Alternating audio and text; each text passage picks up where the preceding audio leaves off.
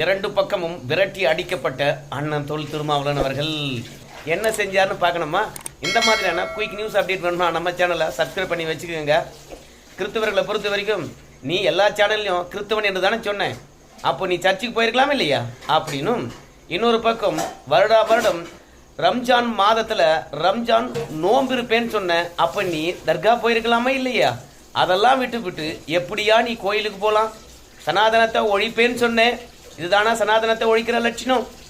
இல்லை அசிங்கமான பொம்மைகள் இருந்தா இந்து கோவில்னு சொன்னேன், ஆனால் இன்னைக்கு அந்த கோயிலுக்கு போயிட்டு வந்திருக்கிறியே அப்படின்னு இவங்கெல்லாம் கேட்க, தேர்தல்னு வந்தா இந்த மாதிரியான நாடகமும் வேஷமும் போடுறது அரசியல்வாதிகள் வாடிக்கை தான் என்பது அவங்களுக்கு தெரியல.